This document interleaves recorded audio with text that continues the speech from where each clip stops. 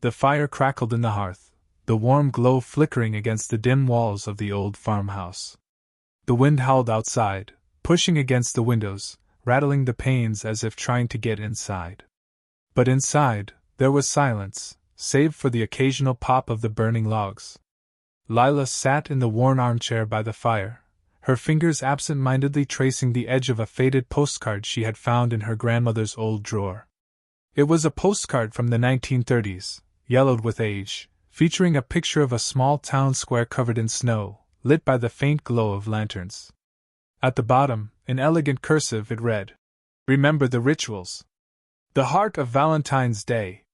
Lila had never thought much about her grandmother's old postcards. She had spent years sorting through boxes and boxes of memorabilia, never truly feeling connected to the past. But now, sitting in the quiet of the farmhouse, with the wind howling outside like some untold secret trying to get in, the postcard felt heavy. It wasn't just any postcard. It was a reminder of something forgotten, something hidden deep in the folds of history. Her grandmother had passed away last year, and with her death came the weight of the secrets that had been passed down through the generations. Secrets about Valentine's Day. The rituals.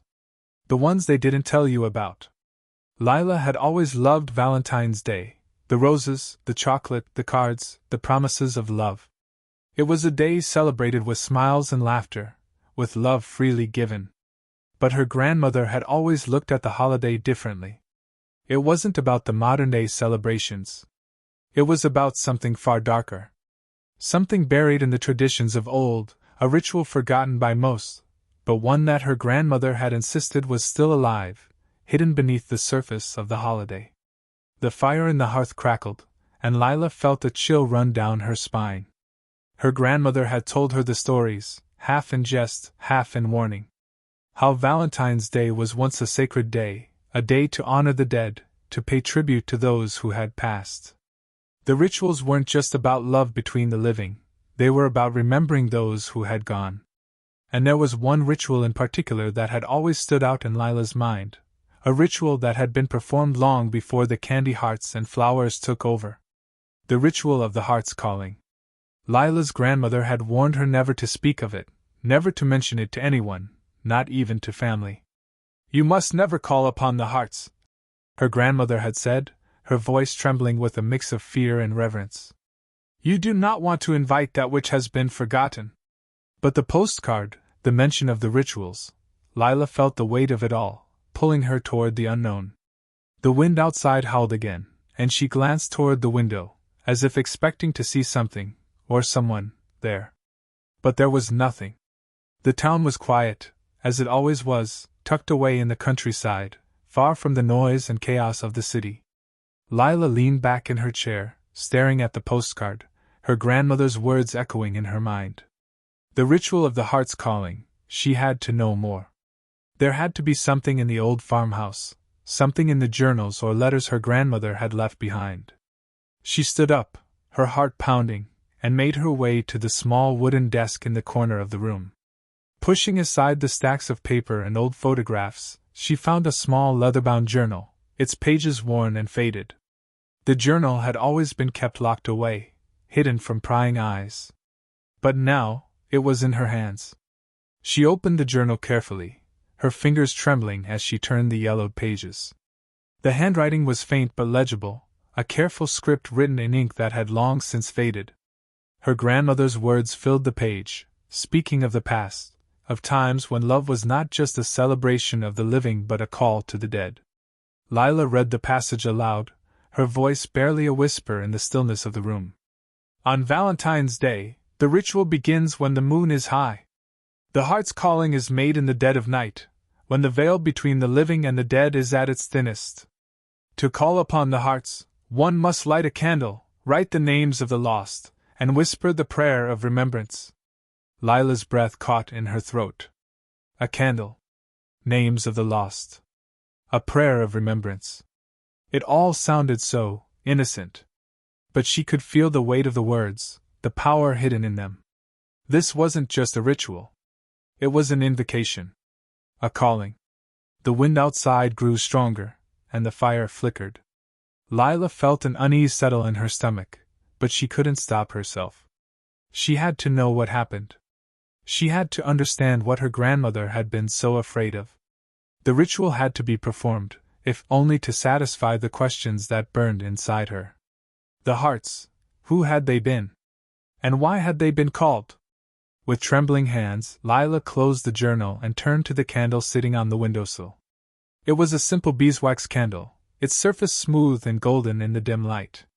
She had always kept it there, a little piece of comfort, something her grandmother had given her. It had never been anything more than that, until now. She lit the candle, her heart pounding in her chest. The flame flickered, casting shadows that danced along the walls. She felt the temperature drop, the room growing colder with each passing second.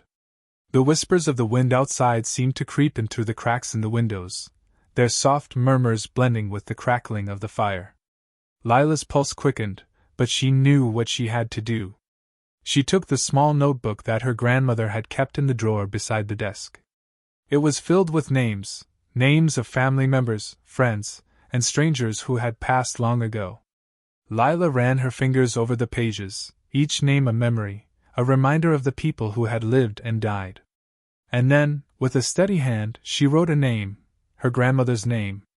She wrote it in the center of the page, beneath the candlelight, the flame casting eerie shadows over the words. "Remember me," she whispered, the words barely leaving her lips before she felt it, the shift in the air, the pressure that seemed to settle on her chest.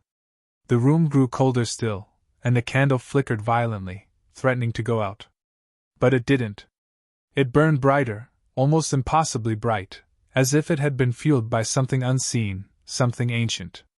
And then, the whisper came. It was faint at first, like the rustling of wind through dead leaves. But then it grew louder, clearer. The words, whispered in a voice that was not her own, filled the room, making the walls tremble. "Lila!" Her heart stopped. She turned slowly, her breath shallow, and saw it.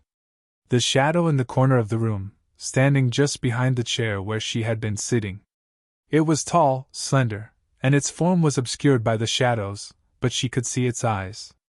Dark, hollow eyes staring directly at her. The figure stepped forward, its movement unnaturally smooth, and Lila could feel the coldness in the air wrap around her like a suffocating cloak. "You shouldn't have done this," the figure whispered, its voice echoing with a sorrow she couldn't understand. "The hearts have been awakened. And now, the ritual will come to its end." Lila's breath caught in her throat as the figure raised its hand, and the candle flickered one last time before the flame went out, plunging the room into darkness. The room was pitch black, the air thick with a stillness that felt unnatural. Lila stood frozen, her breath shallow as she tried to make sense of what had just happened. The shadow, no, the figure, was gone. But its presence lingered, like a chill that wouldn't leave her bones. Her heart raced in her chest, and she instinctively reached for the matches to light another candle, but her fingers trembled so violently that she couldn't seem to get the match to strike. Suddenly, the temperature in the room plummeted, and Lila felt a cold breath on the back of her neck. She whipped around, her eyes wide, but saw nothing. The flickering remnants of the candle had already vanished in the overwhelming darkness. The whispers returned. They were quiet at first, like the faint rustling of pages turning in an old book. But then they grew louder, more insistent, and Lila could make out the words, though they weren't quite clear. It was as if the voices were coming from all directions, all at once, whispering in languages she didn't recognize. "Lila!" Her name was spoken again, but this time, it was unmistakably clear. The voice was deep, almost guttural, like it came from some ancient thing buried deep beneath the earth. Her heart thudded in her chest, and she took a step back, nearly tripping over the chair in the center of the room. It was almost as if the shadows themselves were closing in on her slowly, like hands reaching for her throat. The walls felt like they were pressing inward, suffocating her, making it harder to breathe. Lila's mind raced. What had she done? The ritual, the names. What had she awakened by performing the heart's calling? She had read about the ritual in her grandmother's journals, how it was never meant to be tampered with, how it should have stayed buried in the past. But now, it was too late.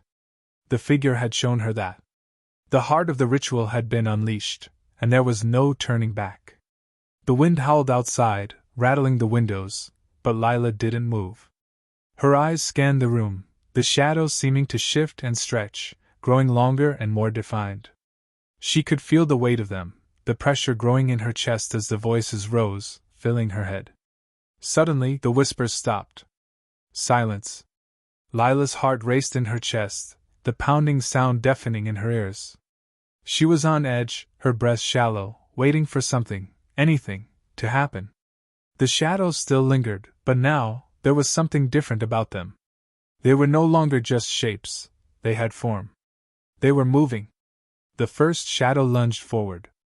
Lila barely had time to react as the dark form shot toward her, its presence so cold, so overpowering that she gasped in shock.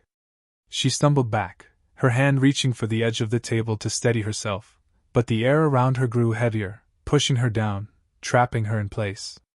The shadow loomed over her, its shape now more defined, taller, darker. It reached out a hand, and the temperature in the room dropped another few degrees. "You've disturbed us," a voice hissed, but this time, it wasn't a whisper. It was full of malice, dripping with ancient rage. "You shouldn't have opened the door, Lila. You've summoned the heart, and now you will pay the price." Lila's breath caught in her throat as she realized this wasn't just about her grandmother's legacy. This was something older, far older than any of them. The shadows were not merely spirits. They were something else, something tied to the land itself, to the very heart of the ritual she had unwittingly performed. The figure stepped closer, its cold fingers brushing against her cheek. It was like ice, like death itself, and Lila couldn't help but shudder in fear. The shadows around her writhed, and she heard the sound of a heartbeat. But it wasn't her own. It was something else, something deeper, like a pulse emanating from the earth itself. She closed her eyes, fighting the terror threatening to overwhelm her. This wasn't real. She had to believe it wasn't. She had to break the spell, to end whatever had been awakened. "No," she whispered to herself, shaking her head. "No, this isn't real." But when she opened her eyes, the figure was still there, standing in front of her, its presence suffocating. And then, it spoke again. "You've done it now, child. The heart has been called. And it is ours to claim." Lila's eyes widened.